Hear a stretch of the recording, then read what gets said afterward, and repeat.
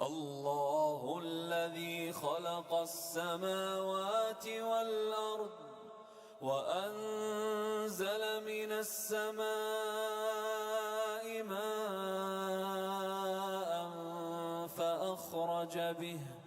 فأخرج به من الثمرات رزقا لكم وسخر لكم Assalamualaikum warahmatullahi wabarakatuh.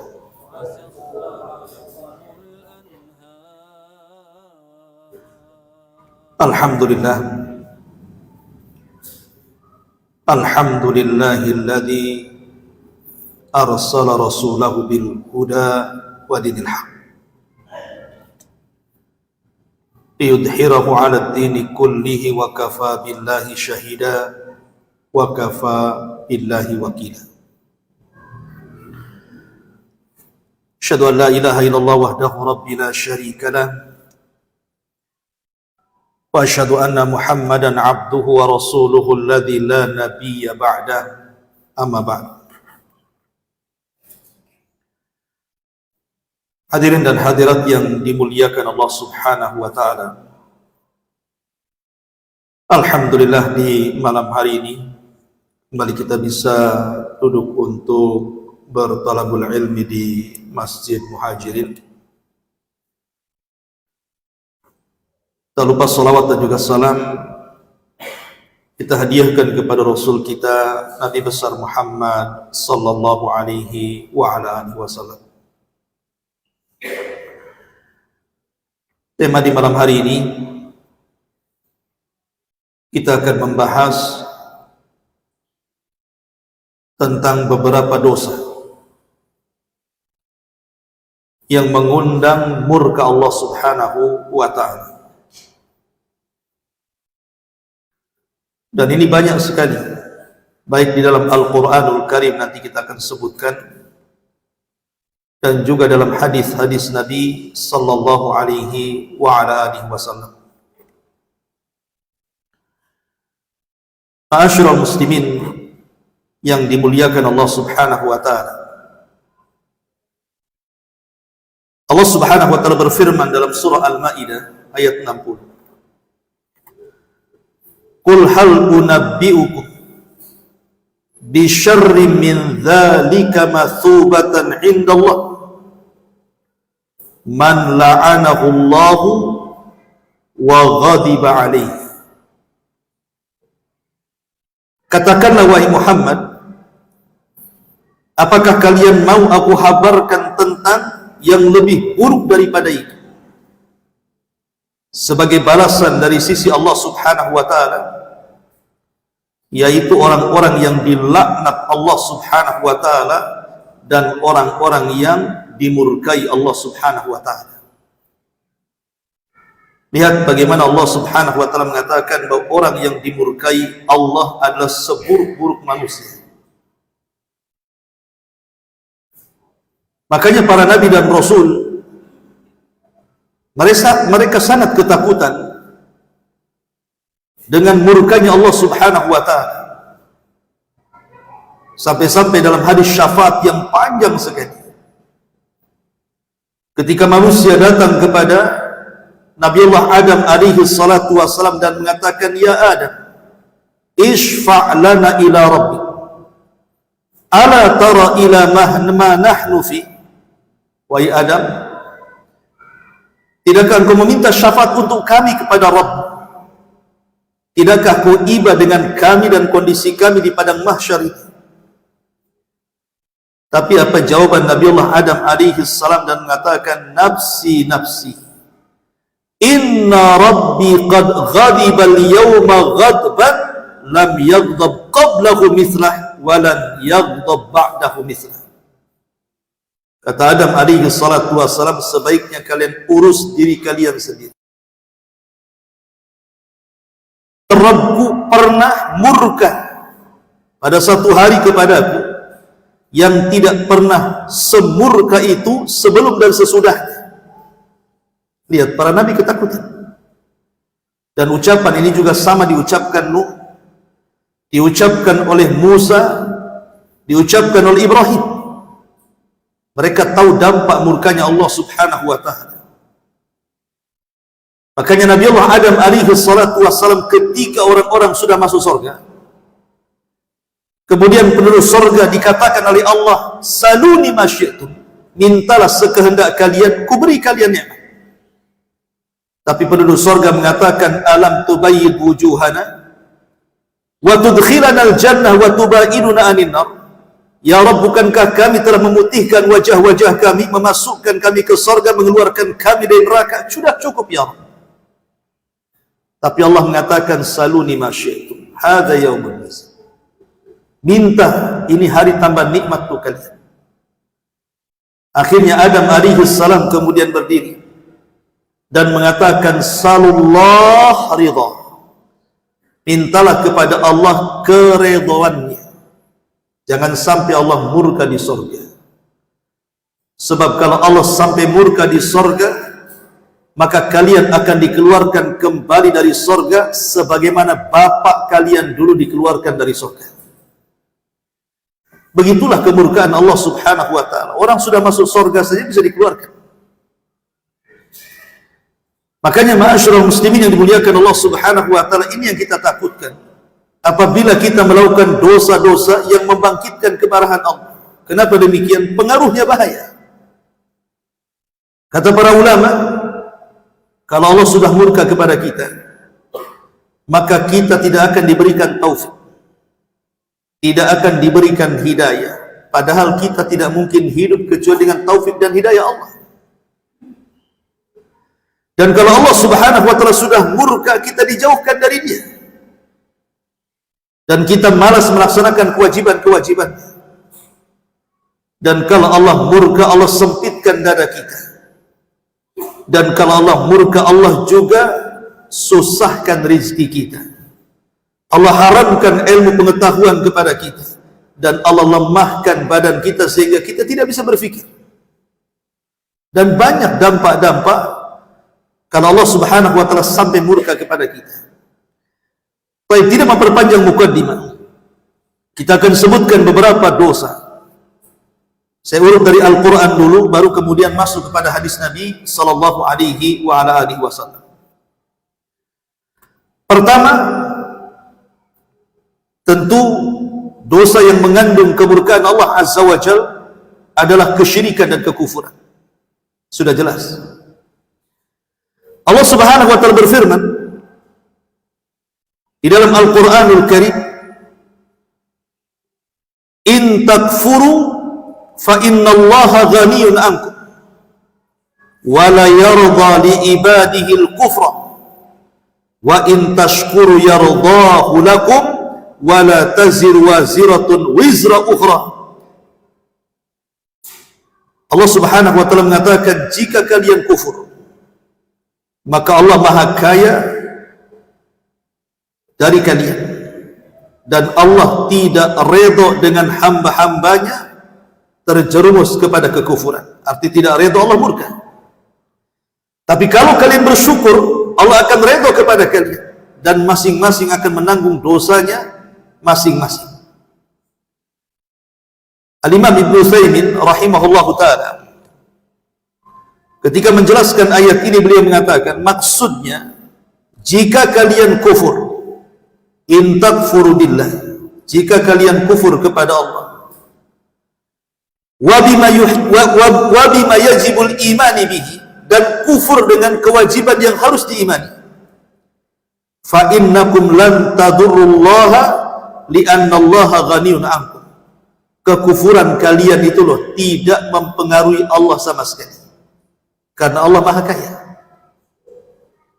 Makanya dalam hadis Nabi SAW mengatakan, ya ibadi, law anna awwalakum wa akhirakum wa insakum wa jinnakum kanu ala afjari qalbi rajulin minkum ma naqasa dhalika min mulki syai'ah.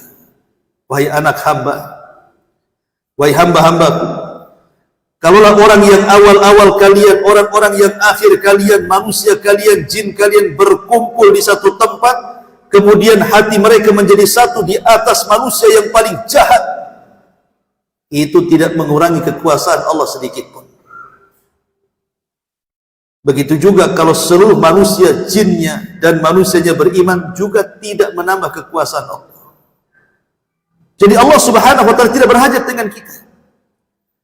Ketika Allah tidak berhajat dengan kita, tiba-tiba kemudian Allah memberikan banyak nikmat, kemudian kita kufur, bagaimana Allah tidak murka? Jelas Allah murka, karena Allah tidak berhajat dengan kita. Ini yang pertama, jauhi kesyirikan dan kekufuran. Kemudian kufur ini juga memang bertingkat-tingkat. Ulama membagi bahwa kufur yang bisa mengeluarkan pelakunya dari Islam ada 5. Pertama disebut kufur takdzib. Kufur at-takdzib. Takdzib itu artinya mendustakan. Yang kedua kufrul istikbar.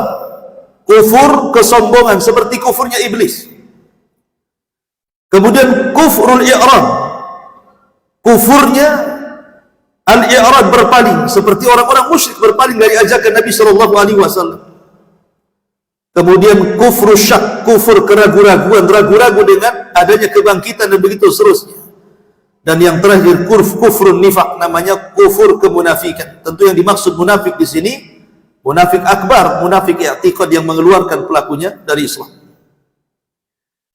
Ini yang pertama. Yang kedua disebutkan dalam surah Al-Imran ayat 57. Kullu zulmin fahuwa makruhun mabghudun indallah.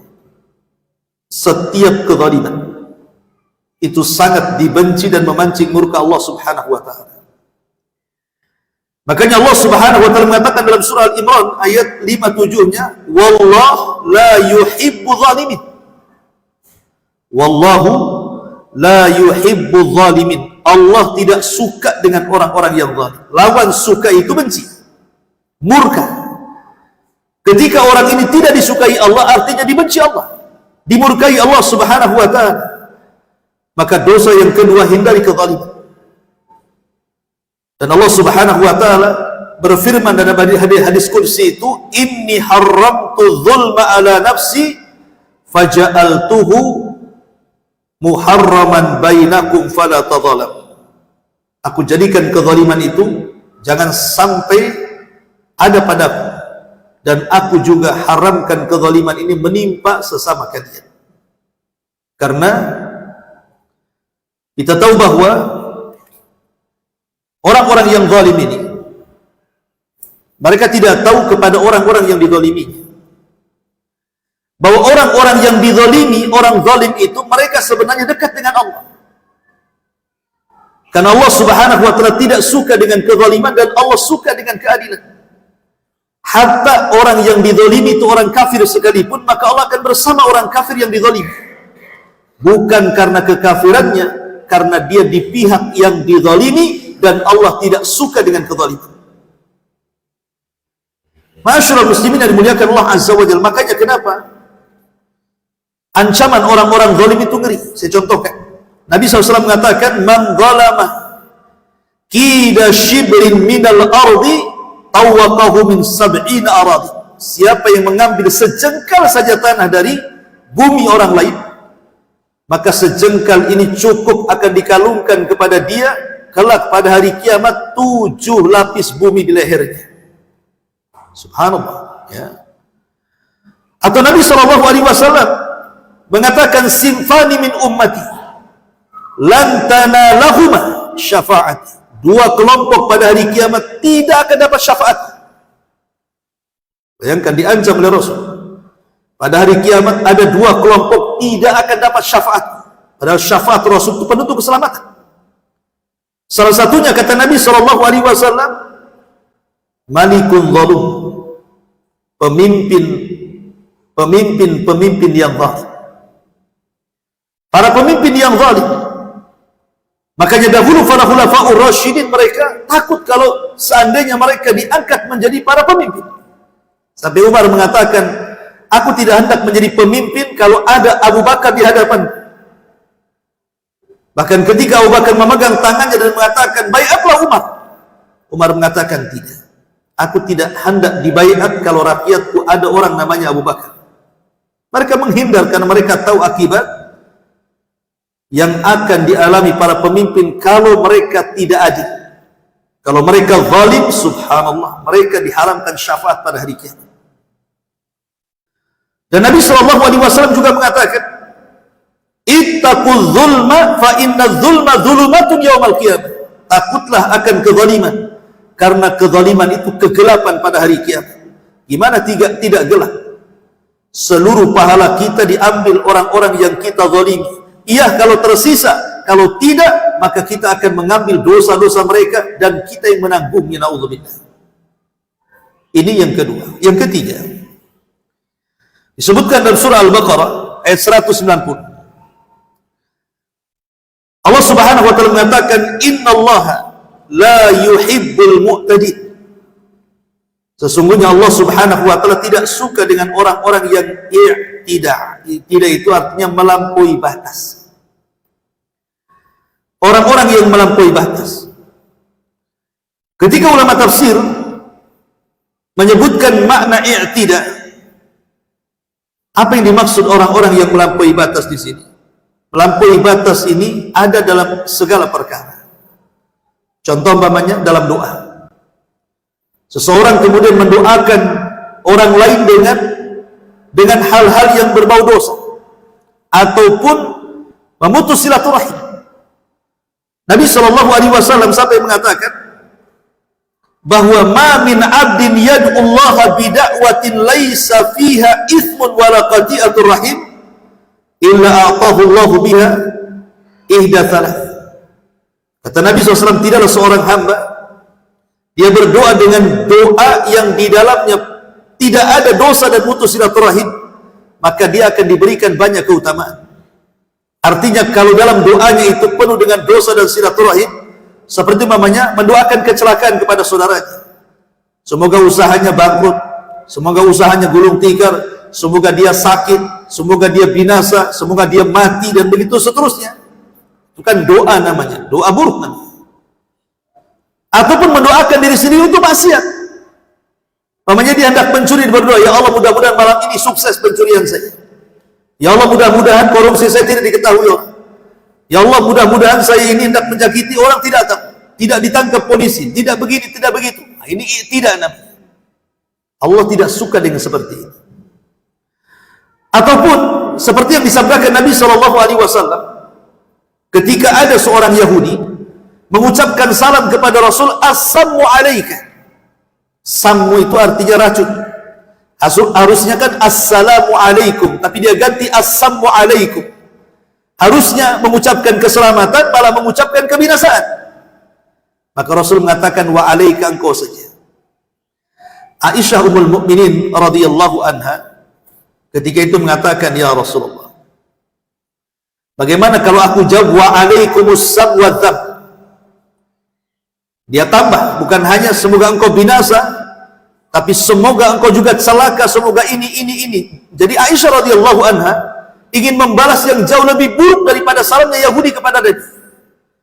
Tapi Rasul mengatakan, ya Aisyah, la takuni fahisha. Aisyah, jangan. Bukankah sudah ku jawab wa alaika? Artinya dari sini boleh kita ini membalas keburukan dengan keburukan, tetapi jangan melampaui batas. Karena Allah sendiri yang mengatakan kan, fajaza'us sayyi'ah sayyi'atu mithluha. Balasan keburukan itu dengan keburukan yang sama. Kalau kita sampai membalas keburukan dengan keburukan yang jauh lebih besar, maka kita termasuk minal mu'tadin. Kita termasuk orang-orang yang melampaui batas. Tidak boleh. Yang sering saya contohkan, umpamanya ada orang yang mengata-ngatai kita binatang.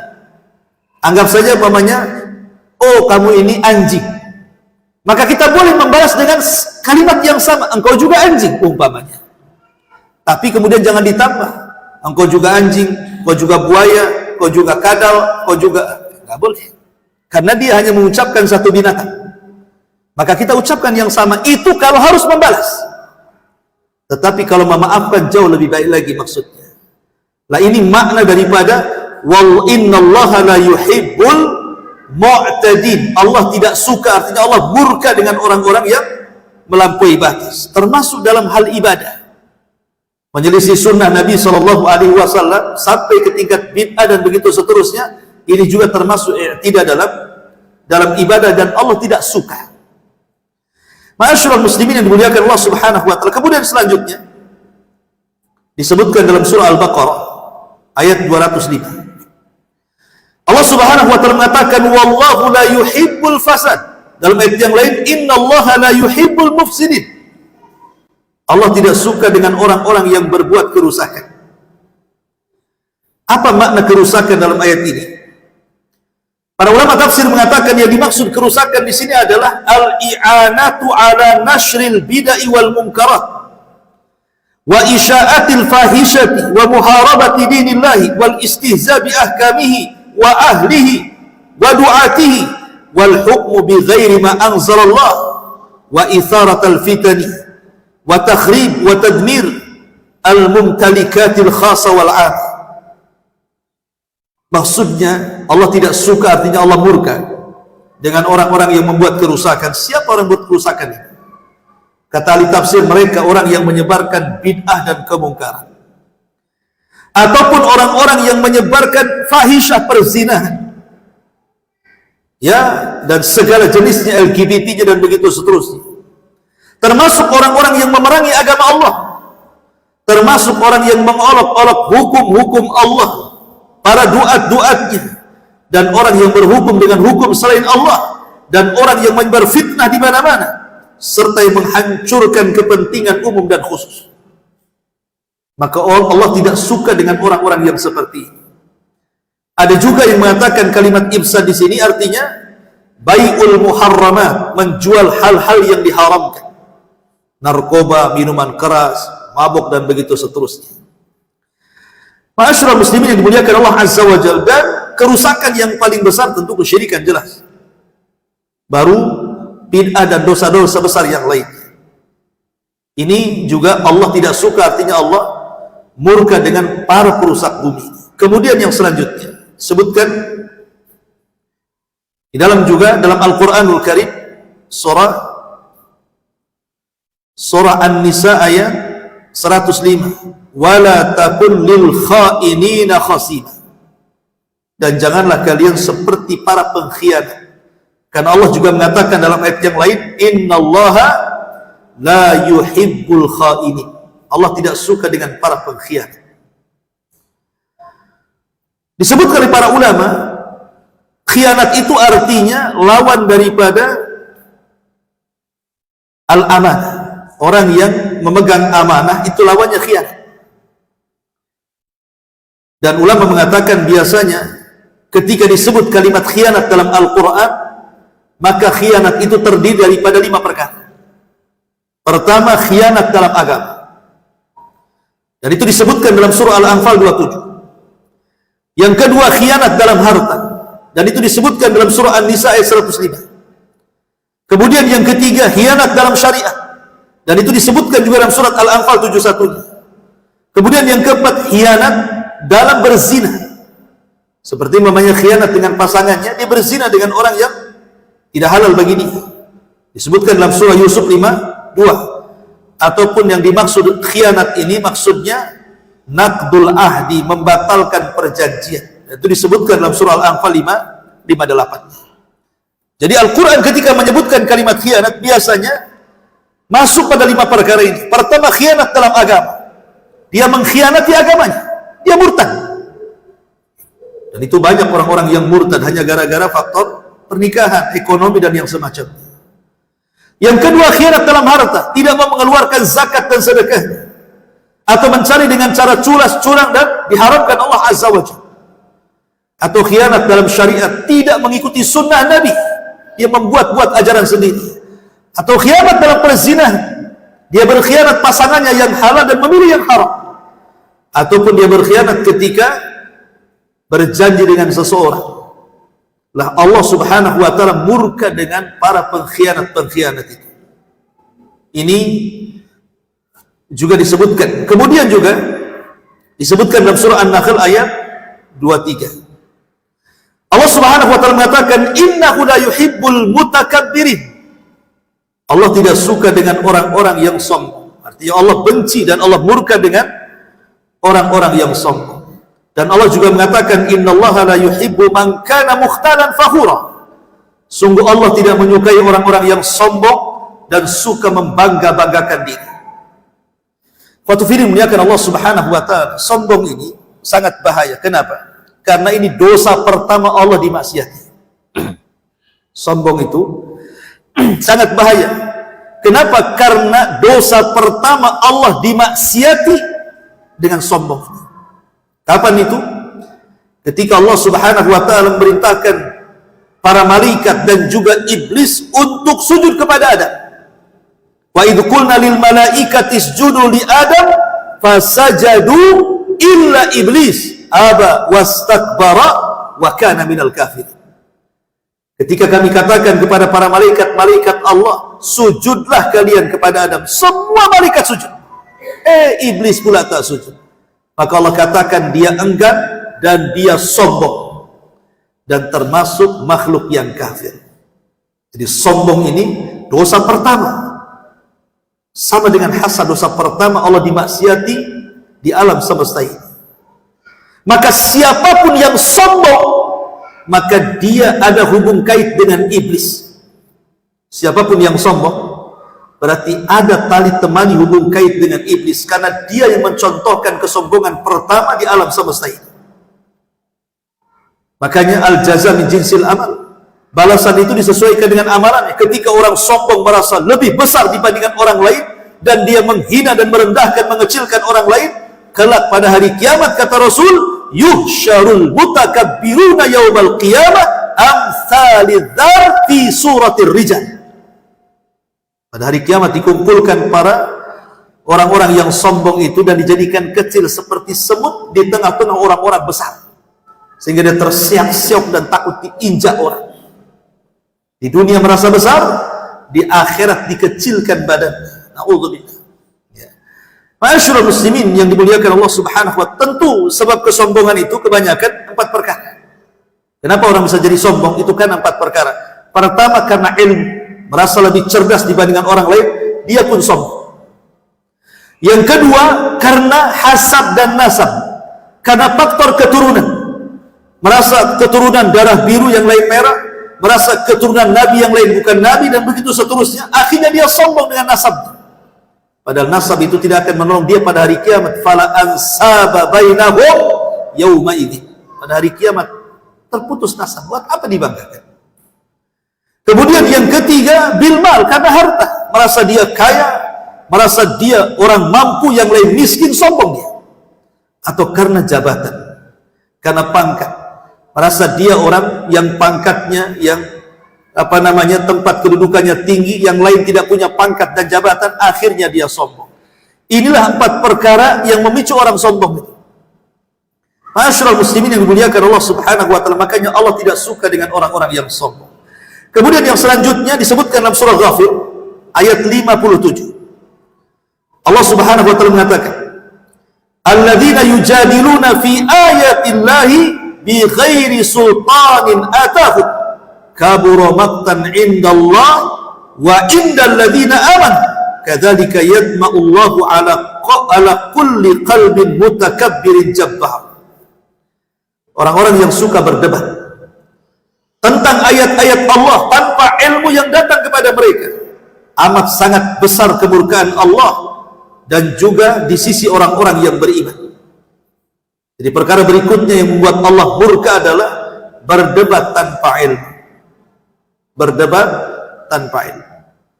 Sebab debat tanpa ilmu ini biasanya akan memicu perkara-perkara, pertama al-ghurur wal kibriyah. Dia merasa sombong dan merasa dia lebih besar dibandingkan orang. Merasa sombong akhirnya kan, karena dia bisa mematahkan hujah orang lain. Ataupun kemudian al-i'tida 'alal ghair. Dia bisa menyakiti orang lain. Mungkin tidak menyakiti fisiknya, tapi menyakiti perasaannya. Karena biasanya orang kalau berdebat tanpa ilmu itu yang keluar kata-kata kotor. Kata-kata yang tidak berbobot, yang tidak berilmu, sehingga hinaan, cacian, makian, rendahan itu yang keluar. Makanya Allah Subhanahu wa taala tidak suka dengan perdebatan yang seperti ini. Dan perdebatan yang dimaksud dalam ayat ini artinya perdebatan yang menguatkan kebatilan, bukan menguatkan kebenaran. Dia membela kebatilan untuk berdebat, ataupun dalam rangka mengaburkan yang hak dan mencampur adukan yang hak dengan yang batil. Maka perdebatan kalau yang dibela adalah kebatilan atau dalam rangka menyamarkan yang hak dan yang batil, inilah perdebatan tanpa ilmu yang dicela dalam ayat ini. Maka Allah tidak suka dengan perdebatan-perdebatan yang seperti ini. Kemudian disebutkan dalam surah Shaf ayat 3, Allah Subhanahu wa taala mengatakan, kabura maqtan indallahi an taqulu ma la taf'alun. Amat sangat besar murka Allah ketika kalian mengatakan apa yang kalian tidak kerjakan. Ayat ini menjadi perselisihan para ulama. Menurut ahli tafsir, sebab ayat ini turun adalah unzilat taubikhan minallahi liqaumin minal mu'minin tamannau ma'rifata afdalil a'mal fa'arafahumullahu iyyah falamma arafu qassaru fa'utibu bihadihil ayat. Kata ulama tafsir mengatakan ayat ini dalam rangka memburuk-burukan, menjelek-jelekan sebagian orang-orang yang beriman ketika mereka berkeinginan mengetahui amalan yang paling afdal di hadapan Allah. Setelah mereka tahu ilmunya, mereka tidak mengerjakannya. Maka Allah katakan, kabura maqtan indallahi an taqulu ma la taf'alun. Amat sangat besar murka Allah ketika kalian hanya bisa bicara dan tidak pandai mengamalkan. Maka disebutkan dalam sebuah hadis, ada sekelompok orang-orang Ansar, di situ terdapat Abdullah ibn Rawaha. Kemudian orang-orang Ansar mengatakan kepada Abdullah ibn Rawaha, "Lau na'lam ayyal a'mal ahab ilallah la amilna biha hatta namut." Kalau seandainya kami tahu amalan-amalan yang lebih dicintai Allah Subhanahu wa taala, tentu kami akan amalkan amalan itu sampai kematian kami. Maka Allah Subhanahu wa taala turunkan ayat ini. Betul, kalian akan mengamalkan sampai kiamat. Kalau kalian tidak sampai mengamalkan, awas, kabura maqtan indallahi an taqulu ma la ta'falun. Ya. Sangat besar siksa Allah terhadap orang-orang yang mengatakan apa yang kalian tidak lakukan. Maka sejak itulah Abdullah ibn Rawaha berjanji senantiasa berada di jalan Allah Subhanahu wa taala sampai kematiannya, sehingga dia masuk dalam peperangan kemudian dia mati syahid karena dia takut melanggar ayat ini. Ma'asyiral muslimin yang dimuliakan Allah Subhanahu wa taala. Kemudian selanjutnya surah Ghafir ayat 31. Allah Subhanahu wa taala mengatakan, innahu la yuhibbul musrifin. Allah tidak suka, artinya Allah benci, Allah murka terhadap orang-orang yang israf. Israf ini berlebihan. Sebagian ulama tafsir mengatakan maksudnya israf di sini artinya orang yang berlebihan sehingga menghalalkan yang diharamkan, ataupun sebaliknya mengharamkan yang dihalalkan. Ini makna yang pertama. Ataupun yang dimaksud adalah israf di sini berlebihan dalam hal-hal yang mubah, seperti makan berlebihan, minum berlebihan, pakaian berlebihan, dan begitu seterusnya. Dan itu tercela. Allah mengatakan, kulu washrabu wala tusrifu. Makanlah, minumlah, tapi jangan berlebihan. Dan Allah tidak suka dengan orang-orang yang berlebihan. Ini juga makna yang disebutkan juga oleh para ulama. Kemudian selanjutnya surah Al-Qasas ayat 76. Allah Subhanahu wa taala mengatakan, innallaha la yuhibbul farihin. Allah tidak suka dengan orang-orang yang terlampau senang. Apa maksudnya terlampau senang di sini? Maksudnya al-farahu alladhi yashabuhul kibr. Terlampau senang yang mengakibatkan ujub dan takabur. Maka Allah tidak suka. Boleh kita senang, tapi jangan sampai ujub dan takabur. Sebagaimana Allah mengatakan, kul bi fadlillahi wa bi rahmatihi fabidzalika falyafrahu huwa khairum mimma yajma'un. Katakan karena karunia dan rahmat Allah, yang demikian itu berbahagialah kalian, itu lebih baik daripada dunia yang kalian kumpulkan. Tapi kalau sampai kemudian mendatangkan ujub dan takabur, Allah tidak suka. Kemudian juga dalam surah At-Taubah 96 Allah mengatakan, fa innallaha la yarda 'anil qaumil fasikin. Allah tidak redha, artinya Allah murka terhadap orang-orang fasik. Siapa orang fasik? Ulama mengatakan fasik adalah orang yang mengerjakan dosa besar seperti zina, mencuri, minum khamar. Pokoknya dia di luar daripada syirik. Selain daripada syirik itu fasik. Dan dia di bawah kekafiran yang mengeluarkan dari Islam. Makanya kafir ada dua, ada kafir mukhrij minal millah, ada kafir duna kufrin. Ada kafir yang mengeluarkan dari Islam, tapi ada kafir yang tidak mengeluarkan dari Islam. Lah kafir yang tidak mengeluarkan dari Islam itu disebut fasik namanya. Mereka hanya melakukan dosa besar saja. Artinya Allah tidak suka dengan orang-orang yang melakukan kefasikan. Kemudian juga disebutkan dalam surah An-Nisa ayat 148. La yuhibbullahu al-jahra bis-su' minal qawli illa man dhulim. Wa kana Allahu sami'an 'alim. Allah tidak menyukai perkataan buruk yang diucapkan secara terang-terangan kecuali orang-orang yang dizalimi, dan Allah Maha mendengar lagi Maha mengetahui.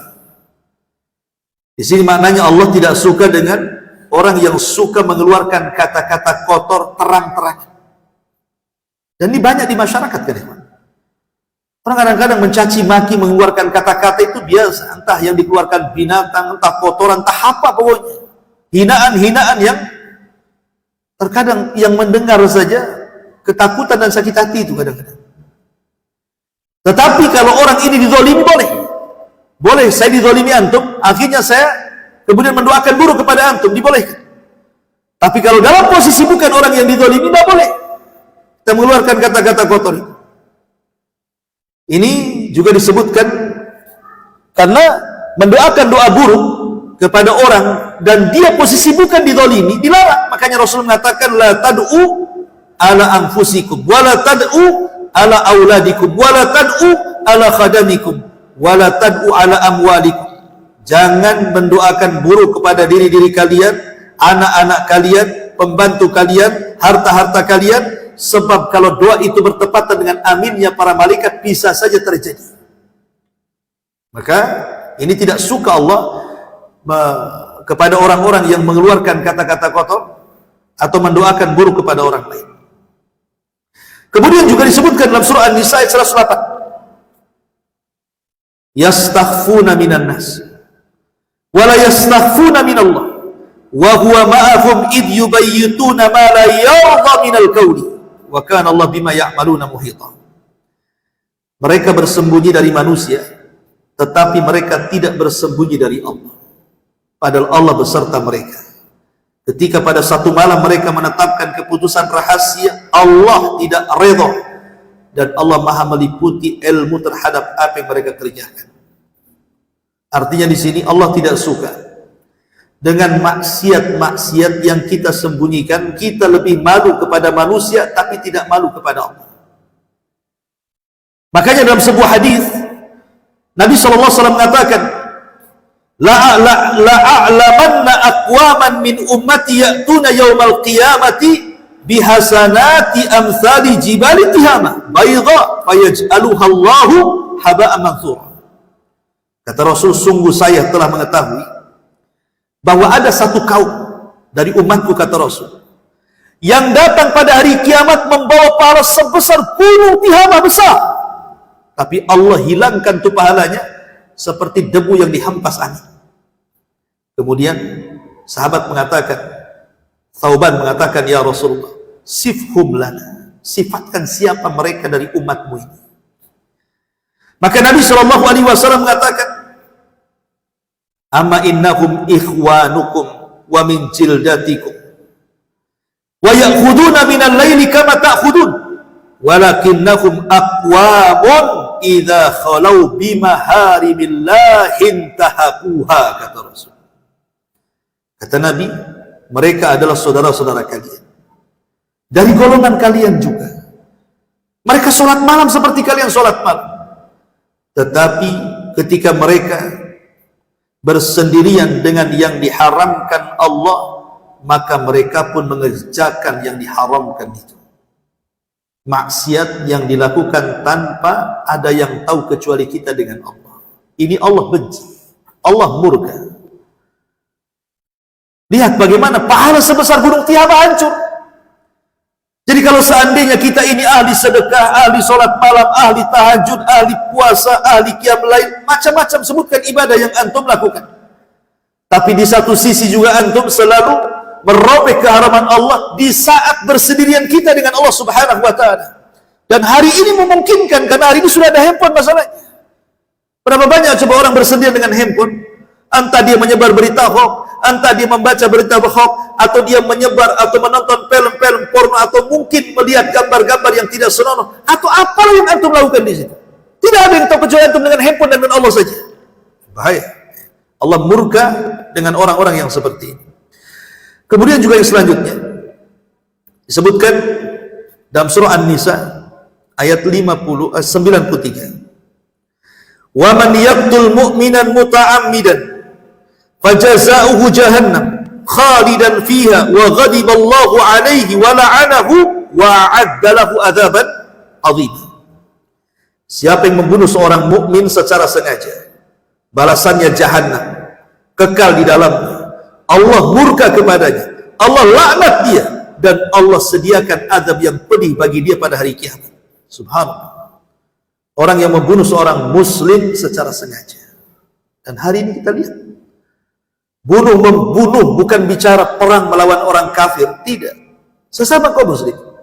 Hanya gara-gara warisan bunuh-bunuhan. Parkir bunuh-bunuhan. Gara-gara utang piutang bunuh-bunuhan. Gara-gara perempuan bunuh-bunuhan. Gara-gara faktor ketersinggungan bunuh-bunuhan. Sehingga Rasul mengatakan, al-qatil la yadri fima qatal wal maqtul la yadri fima qutil. Orang yang membunuh bingung kenapa dia bisa membunuh, orang yang dibunuh lebih bingung lagi kenapa aku bisa dibunuh, katanya. Karena tidak ada alasan yang jelas pembunuhannya. Nah, ini kan ngeri. Kalau orang tahu ayat ini, mungkin berpikir 1000 kali kan kalau membunuh saudaranya, apalagi bukan saudara se-Islam saja, saudara sekeluarga dia, gara-gara waris bunuh-bunuhan. Bahkan ada anak membunuh orang tuanya, orang tua membunuh anaknya, saudara membunuh saudaranya. Padahal Allah mengatakan siapa yang membunuh seorang mukmin secara sengaja, satu, jahannam bagi dia dan dikekalkan di dalamnya. Kalimat dikekalkan di sini tidak seperti kekekalan orang musyrik, tidak. Karena kalimat kekal dalam Quran itu ada dua. Pertama, kekal selama-lamanya, dan itu orang-orang musyrik, orang-orang kafir. Dan yang kedua, kekal saking lamanya. Jadi ada dua ya, kekal selama-lamanya dan kekal saking lamanya. Saking lamanya itu maksudnya nanti keluar juga, tapi lama masanya. Itulah orang-orang yang membunuh secara sengaja dilamakan di neraka. Cukup sampai di sini? Tidak. Allah murka, Allah laknat lagi, Allah sediakan lagi adab yang pedih. Na'udzubillah. Ma'asyiral muslimin yang dimuliakan Allah Azza wa Jalla. Kemudian juga disebutkan dalam surah An-Nahl. Selanjutnya surah An-Nahl ayat 1 sampai ayat 106. Allah Subhanahu wa taala mengatakan, "Man kafara billahi min ba'di imanihi illa man ukriha wa qalbuhu mutmainnun bil iman. Walakin man syaraha bil kufri sadra fa'alaihim ghadabun minallah wa lahum adzabun adzim." Barang siapa yang kufur dengan Allah setelah keimanannya, kecuali orang yang dipaksa dan hatinya tetap tenang dengan keimanan, akan tapi kalau dia lapang dengan kekufuran dadanya, maka dia mendapatkan laknat, mendapatkan murka, dan bagi mereka mendapatkan azab yang pedih. Artinya di sini orang yang murtad dari agama. Allah murka dengan para orang-orang yang murtad dari agama. Makanya Rasul mengatakan, man baddala dinah faqtulu, siapa yang mengganti agamanya dalam hukum Islam, bunuh dia. Dan Rasul mengatakan, la yahillu damu mri'im muslim illa bi ihda thalathin. Tidak halal darah seorang muslim kecuali karena 3 perkara. As-sayyibu zani, orang yang sudah menikah dia berzina dirajam sampai mati. Wan nafsu bin nafsi, orang yang membunuh dibunuh qisas. Kemudian yang ketiga, al-marik minad din at-tarik lil jamaah, orang yang murtad dari agama, maka dia dipenggal dalam hukum Islam ya. Ma'asyiral muslimin yang dimuliakan Allah Subhanahu wa taala. Kemudian juga disebutkan dalam surah Thaha ayat 81, kulu min thayyibati ma razaqnakum wa la tatghaw fihi fayahilla 'alaikum ghadabi wa man yahlil 'alaihi ghadabi faqad hawa. Makanlah di antara rizki yang baik yang telah kami rizkikan kepada kalian, dan janganlah melampaui batas padanya yang menyebabkan kemurkaanku menimpa. Dan barang siapa ditimpa oleh kemurkaanku, maka sesungguhnya binasalah ia. Maksudnya di sini, jangan sampai kita tidak mensyukuri rizki yang Allah telah anugerahkan kepada kita. Syukuri nikmat Allah. Kita makan, kita bersyukur. Kita bisa minum, kita bersyukur. Jangan sampai kita kufur nikmat. Karena Allah tidak suka dengan orang-orang yang kufur nikmat sehingga mereka sampai melampaui batas. Ma'asyiral muslimin yang dimuliakan Allah Azza wa Jalla, ini semua dari ayat-ayat Al-Quran banyak sebenarnya. Ya. Kita beralih kepada hadis-hadis Nabi SAW. Ini ayat-ayat. Yang pertama, hadis dari Abdullah ibn Abbas radhiyallahu anhu, Nabi mengatakan, "Abghadun nas ila Allah thalathatu. Mulhidun fil haram, wa mubtagin fil Islam sunnatal jahiliyah, wa muttalibu dami imri'in bi ghairi haqqin liyuri qadamah." Kata Rasul, manusia yang paling dimurkai Allah ada 3 manusia. Pertama, orang-orang yang melakukan pelanggaran di tanah haram. Yang kedua, orang-orang yang mencari-cari perilaku jahiliyah padahal telah masuk Islam. Dan yang ketiga, memburu darah seorang tanpa alasan yang dibenarkan untuk ditumpahkan darahnya. Ini 3 kelompok ini Allah murka kepada mereka.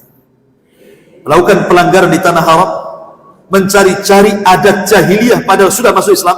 Ini yang banyak. Kita sudah masuk Islam, kadang-kadang kita masih terkalahkan dengan adat istiadat. Ini kan adat istiadat, ini kan budaya. Ya, adat istiadat budaya itu boleh diamalkan dalam Islam kalau tidak bertentangan. Kalau bertentangan, tidak boleh, apalagi sampai di situ ada kesyirikan. Kan ada budaya-budaya negeri kita ini sampai ke taraf syirik. Seperti umpamanya larungan di Jawa itu kan ngelempar kepala kerbau ke lautan. Ini kan kesyirikan, tapi mereka mengatakan ini budaya. Ini budaya jahiliyah. Kita sudah Islam, sudah tauhid, harus ditinggalkan budaya-budaya seperti ini. Kalau yang melakukannya orang di luar Islam, lakum dinukum waliyadin. Tapi kalau yang melakukannya orang Islam, ya kita angkat bicara lah, kan ini bukan bagian dari Islam. Maka jangan mencari-cari tradisi-tradisi jahiliyah yang kita sudah diberikan hidayah Islam. Ataupun orang-orang yang mencari-cari darah kaum muslimin kemudian ditumpahkan dengan cara yang tidak hak. Ini hadis yang pertama. Hadis yang kedua, di mana Nabi SAW mengatakan, "Inna abghadar rijal ilallah aladul khasm." Sesungguhnya orang yang paling dibenci dan dimurkai Allah adalah orang yang suka berdebat. Dan itu disebutkan juga dalam Al-Quran, "Wa minan nas man yu'jibuka qawluhu fil hayatid dunya wa yushhidullah ala ma fi qalbihi wa huwa aladul khisam." Di antara manusia ada orang yang mengucapkan tentang kehidupan dunia menarik hati dan dipersaksikannya kepada Allah atas kebenaran isi hatinya, padahal ia adalah penentang-penentang yang paling keras. Aladul khisam adalah orang yang membenci syariat-syariat Allah Subhanahu wa ta'ala, tidak suka dengan syariat, keras hatinya, suka berdebat. Kemudian juga ini yang kedua, yang ketiga, Nabi SAW mengatakan, "La yuhibbuhum illa mu'min, wa la yubghiduhum illa munafiq. Man ahabbahum ahabbahullahu, wa man abghadahum abghadahullah." Ketika Nabi SAW bicara tentang orang-orang Ansar, maka Rasul mengatakan, tidaklah orang yang mencintai para sahabat Ansar kecuali dia mukmin. Tidaklah orang yang membenci sahabat Ansar kecuali dia munafik. Maka siapa yang mencintai mereka Allah cintai, siapa yang membenci mereka Allah benci. Berarti orang-orang yang membenci para sahabat Rasul adalah orang-orang yang dimurkai Allah Subhanahu wa ta'ala. Lihat orang-orang Syiah, mereka membenci sahabat Nabi. Orang-orang Khawarij juga sama. Maka kita ahli sunnah wal jamaah tidak boleh membenci sahabat Nabi SAW, karena ini memancing kemurkaan Allah Azza wa Jalla. Kemudian hadis berikutnya, Nabi SAW mengatakan, "Innallaha yubghidu kullu ja'dharin jawadin sakhabi bil aswad jifatin bil laili himarin bin nahar alimin bi amri dunya jahilin bi amri akhirah." Kata Nabi SAW, sungguh Allah murka kepada siapa? Setiap orang yang berkata-kata kasar lagi sombong, banyak berteriak di pasar-pasar, bagaikan bangkai di waktu malam, seperti keledai di waktu siang. Mereka pandai urusan dunia, namun bodoh dengan urusan akhirat. Lihat di sini, ya. Nabi SAW menjelaskan bahwa orang-orang yang terlampau pandai dalam urusan dunia, kalau urusan dunia, subhanallah, semua dia bisa bicara, sampai ke urusan politik pun dia tahu. Tapi ketika ditanya urusan akhirat, secuil pun dia tidak paham. Allah murka dengan orang seperti ini. Alimin bi amri dunya, jahilin bi amril akhirah. Alimnya kalau bicara dunia, tapi jahilnya kalau bicara akhirat. Allah murka dan Allah marah dengan orang-orang seperti ini. Kenapa? Karena menghabiskan waktunya untuk itu saja. Padahal tujuan kita diciptakan, wa ma khalaqtul jinna wal insa illa liya'budun. Tidaklah aku ciptakan jin dan manusia kecuali aku suruh mereka beribadah. Macam mana mereka akan beribadah kalau mereka tidak punya pengetahuan tentang akhirat? Mereka jauh dari tujuan yang diciptakan Allah kepada kita.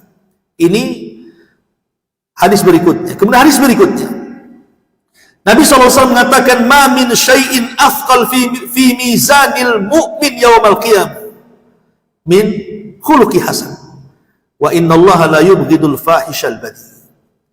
Tidak ada sesuatu yang mampu memberatkan timbangan seorang mukmin pada hari kiamat kecuali akhlak yang mulia. Tapi Allah sangat murka dan benci kepada orang yang mulutnya kotor lagi jahat. Kotor jahat lagi, yang keluar kata-kata kotor dan menyakiti orang. Makanya hati-hati menjaga lisan. Kata Nabi SAW, ketika ada laporan seorang wanita sholat malamnya rajin, puasa sunnahnya rajin, sedekahnya rajin, berbuat baiknya rajin, tapi lisannya menyakiti hati tetangganya, kata Rasulullah, khaira fiha hiya min ahlina. Wanita itu tidak punya kebaikan, bahkan dia pantas masuk neraka, naudzubillah. Kemudian juga hadis berikutnya, Nabi SAW mengatakan, innallaha harrama alaikum uquqal ummahat wa man'an wahad wa wa'dal banat wa kariha lakum qila wa qal wa kathratus su'al wa idha'atul mal. Allah benci ini dengan 6 manusia. Jangan masuk pada 6 manusia ini. Pertama, orang yang durhaka kepada para ibu, orang tua. Yang kedua, mengubur anak perempuan hidup-hidup, tradisi jahiliyah. Yang ketiga, hanya sekedar bisa menuntut hak, tapi ketika haknya dituntut dia tak mau. Kemudian yang keempat, mengatakan kata-kata ini dan itu, menukilkan perkataan manusia padahal belum jelas apakah benar atau salah, menyebar hoax. Yang kelima, terlalu banyak meminta-minta. Dan yang keenam, membuang-buang waktu dan menyia-nyiakan harta. Ini 6 orang ini Allah tidak suka, bahkan Allah haramkan. Ya. Ma'asyiral muslimin yang dimuliakan Allah Subhanahu wa taala. Kemudian selanjutnya, Nabi SAW juga mengatakan dalam hadis Jabir Ibn Atik, Nabi SAW mengatakan, inna minal ghirati ma yuhibbullah wa minha ma yubghidullah wa inna minal khuyala ma yuhibbullah wa minha ma yubghidullah wa ammal ghiratu allati yuhibbullah fal ghiratu allati fi ribati wa ammal ghiratu allati yubghidullah fal ghairatu fi ghairi ribati wa ammal khuyala allati yuhibbullah fa ikhtiyalur rajuli bi nafsi indal qital wa inda sadaqah wal khuyala allati yubghidullah fa ikhtiyalur rajuli fil fakhri wal bani. Sungguh di antara cemburu itu ada yang disukai dan ada yang dibenci. Dalam kecemburuan itu ada yang disukai dan ada yang dimurkai. Begitu juga dalam kesombongan, ada yang dicintai dan ada yang dimurkai.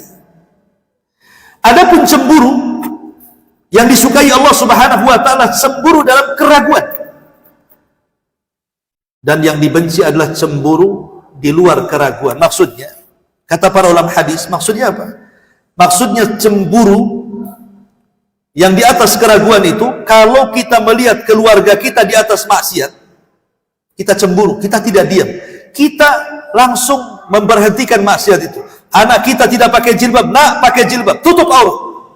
Anak kita keluar malam mau kemana? Mau main? Jangan, tidur. Ya. Pokoknya apapun yang mungkin istri kita berghibah, jangan gibah. Itu namanya cemburu yang dicintai Allah. Tapi cemburu yang tidak dicintai Allah itu, umpamanya ibu kita janda, kemudian menikah, kita anaknya tidak suka, tidak boleh. Hak dia menikah. Banyak anak-anak yang melarang orang tuanya menikah kan? Nggak boleh. Ini cemburu yang dibenci Allah. Orang tua kita janda, dia pun pengen umpamanya mendapatkan teman hidup, suami yang baru. Kalau dia menginginkan nikah, dorong sama anak. Ini enggak, anak melarangnya pula. Naudzubillah. Inilah cemburu yang dilarang maksudnya. Ya. Adapun kemudian kesombongan yang dicintai Allah dalam peperangan. Boleh orang itu sombong dalam peperangan seperti Ali radhiyallahu an ketika melawan Marhab dalam perang Khaybar. Apa kata Ali? Hei Marhab, ana alladhi sammatni ummi Haidara kalaithi ghabatin karihil mandarah, kata. Hei Marhab, tahukah saya orang yang dikasih nama ibuku macan hutan. Semua hewan takut denganku, kata. Sombong. Nggak apa-apa dalam peperangan, karena untuk mendorongkan lawan. Tapi kalau sudah peperangan, nggak boleh sombong. Jadi sombong itu hanya ngedonkan supaya hati lawan itu ciut dan takut, itu saja. Atau sombong karena sedekah. Maksudnya sombong karena sedekah itu kita merasa senang, bangga karena sudah menolong orang. Tapi kesombongan yang tercela kata Nabi SAW adalah kesombongan dalam kebanggaan dan kekejian. Nah, itu tak boleh. Ya, ini yang dibenci Allah Subhanahu wa taala. Baik, kemudian hadis berikutnya. Nabi SAW mengatakan dalam hadis Abu Hurairah radhiyallahu an, "Ahabbul bilad ilallah masajiduha wa abghadul bilad ilallah aswaquha." Tempat yang paling dicintai Allah masjid, dan tempat yang paling dimurkai Allah adalah pasar. Makanya kalau kita ini bukan pedagang, kalau pedagang kan lain hukumnya. Kalau kita ini hanya pembeli saja, jangan lama-lama di pasar. Masuk pasar, kemudian kita sudah mendapatkan apa yang kita hajatkan, apa yang kita tulis, pulang. Karena pasar ini tempat yang paling dimurkai Allah. Tidak ada dosa di luar pasar, semua ada di pasar. Sebutkan dosa di luar pasar, ada di pasar. Syirik ada di pasar. Banyak orang pasar datang ke dukun, nempel-nempel jimat di warung-warung, ya kan? Orang berteriak-teriak ada di pasar, orang bertengkar ada di pasar, orang yang sumpah palsu ada di pasar. Sebutkan dosa di luar pasar, semua lengkap di pasar. Karena Rasul mengatakan pasar itu tempat menancapkan bendera perang iblis dengan manusia. Ma'asyiral muslimin yang dimuliakan Allah Subhanahu wa taala. Kemudian yang selanjutnya adalah hadis Nabi SAW. Tanda Allah murka adalah ketika kita meninggal tidak di atas Islam. Ketika kita meninggal tidak di atas Islam. Karena dalam hadis Nabi SAW, ketika malaikat mencabut nyawa, mengeluarkan nyawa orang-orang kafir, apa kata malaikat ini? Ukhruji sakhitatan maskhutan alaiki ila adabillah. Hei, keluar ruh yang jahat kepada kemurkaan Allah Subhanahu wa taala, dan sudah disediakan kepadamu azab Allah yang pedih. Maka orang-orang yang mati dan mereka tidak di atas Islam, maka Allah benci. Makanya Allah mengatakan wala tamutunna illa wa antum muslimun.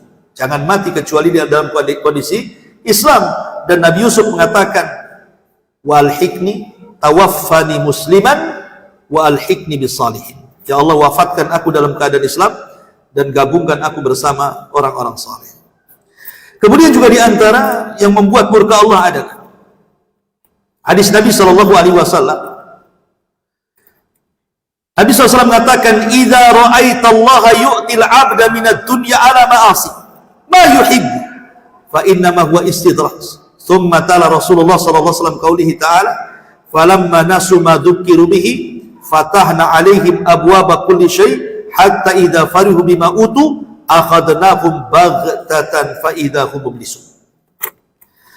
Kata Nabi, apabila engkau melihat seorang hamba diberikan nikmat oleh Allah dari dunia, tapi dia ahli maksiat,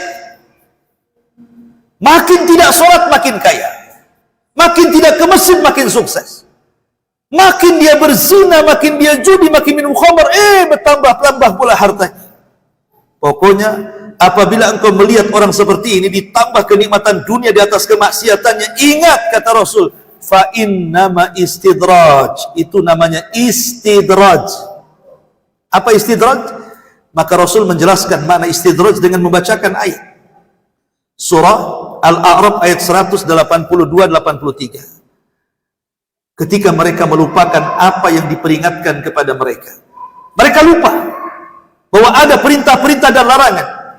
Fatahna alaihim abwaba kulli syai'. Maka segala sesuatu dibukakan kepada dia dari rizki-rizki Allah. Makin sukses, makin kaya, makin banyak, makin macam-macam hartanya.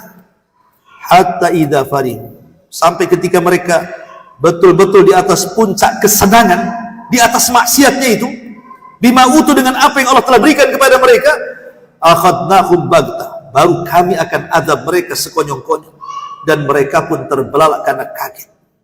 Ya.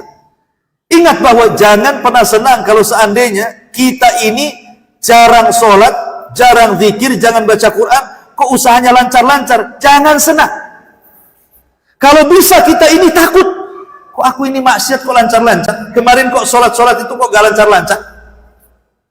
Kemarin waktu saya belum gabung ngaji dengan orang-orang sunnah itu, usaha saya mudah kali. Sudah ngaji, gabung, sudah hijrah, susah pula. Jangan senang ketika diluaskan, ketika kita di atas kemaksiatan. Karena boleh jadi itulah istidraj. Dan istidraj itu sesuatu yang Allah tidak suka. Allah murka kepadanya. Kemudian juga di antara yang lainnya, hadis Nabi SAW. Nabi SAW mengatakan, walladhi nafsi biyadi, ma min rajulin yad'u imra'atahu ila firashiyah fata'ba alaihi illa kana alladhi fis sama sakhitan 'alaiha hatta yarda anha. Demi zat yang jiwaku berada di tangannya, tidaklah seorang suami memanggil istrinya untuk melakukan hubungan, kemudian ditolak istrinya, akhirnya suaminya marah, maka yang di langit, maksudnya Allah, para malaikatnya akan murka kepadanya sampai subuh. Murka dengan istri-istri yang menolak ajakan suaminya. Ini juga yang membuat murka Allah adalah ketika istri menolak ajakan suaminya tanpa ada uzur yang dibenarkan. Kemudian juga hadis berikutnya adalah, sayakunu fi akhir zaman syaratatun yaghduna fi ghadabillah wa yaruhuna fi sakhatillah fa iyyaka an takuna min bitanatihim. Akan datang di akhir zaman, kata Rasul, para polisi. Ini nasihat kepada para polisi.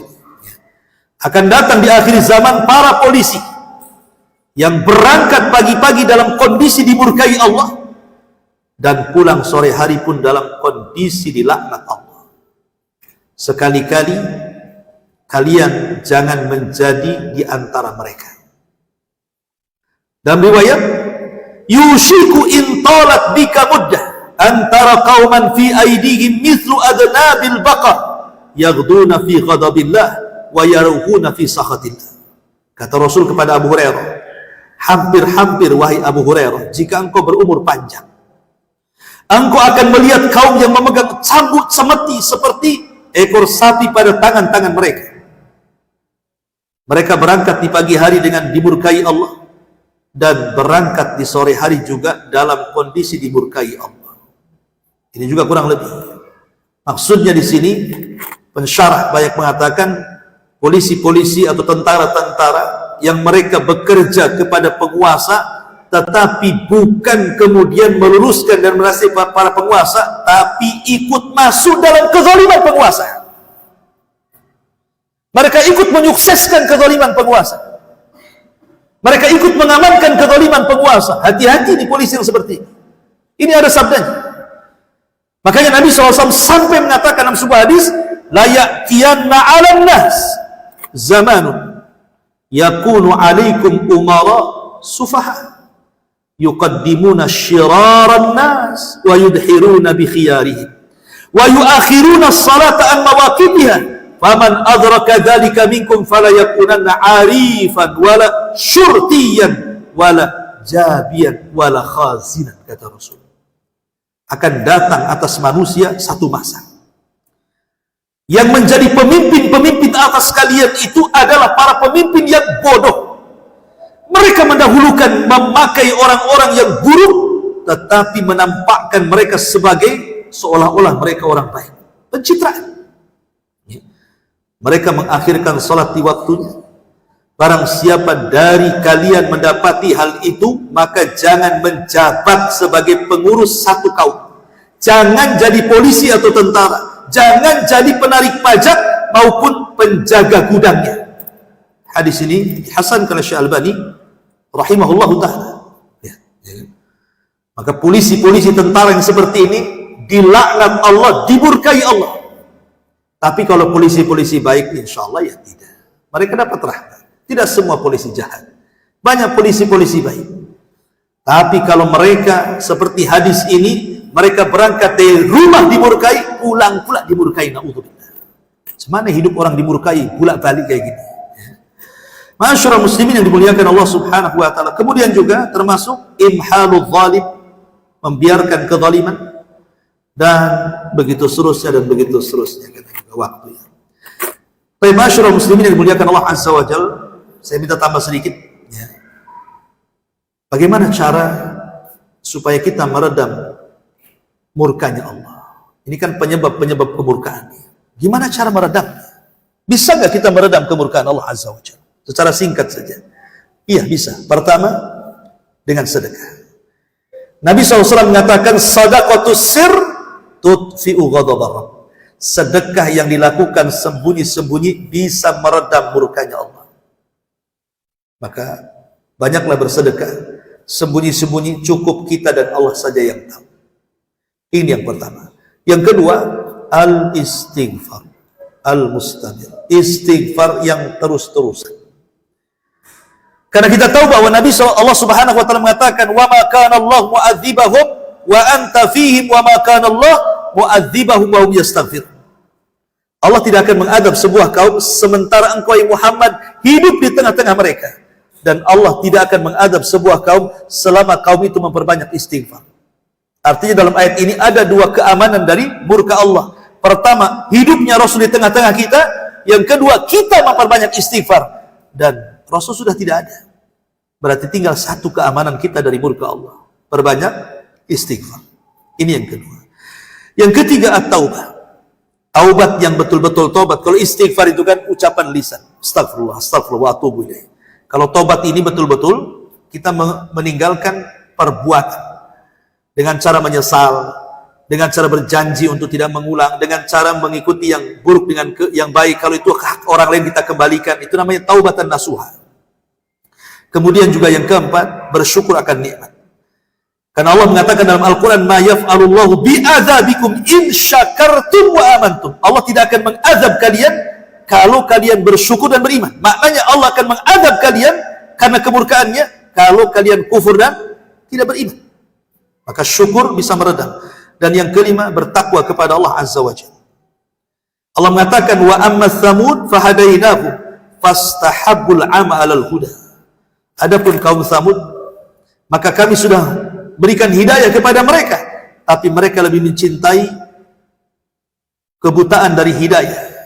Fa akhadathhumus sa'iqatul adzab, maka datang kepada mereka halilintar sebagai azab, azabil hud, azab yang menghinakan, bima kanu yaksibun, terhadap apa yang mereka lakukan.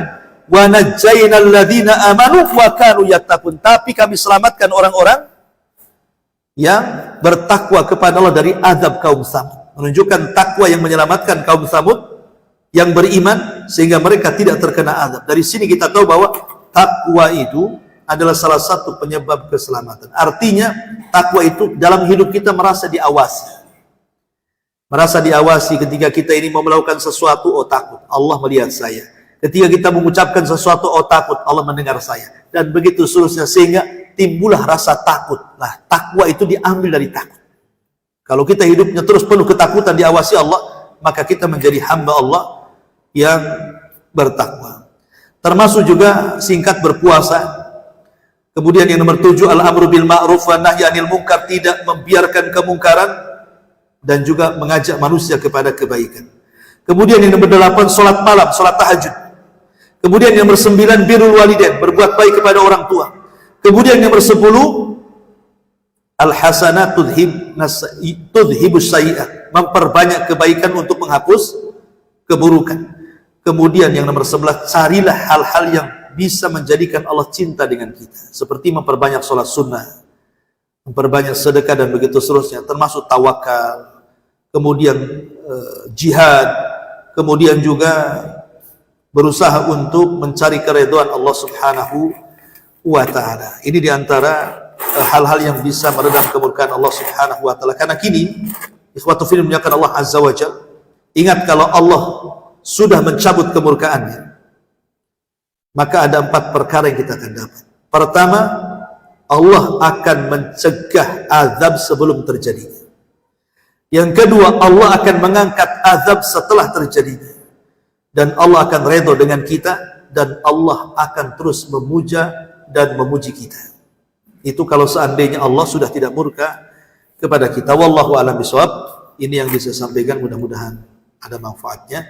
Subhanallah bihamdika asyhadu an la ilaha illa anta astaghfiruka wa atubu ilaik. Allahu taala alam. Assalamualaikum warahmatullahi wabarakatuh.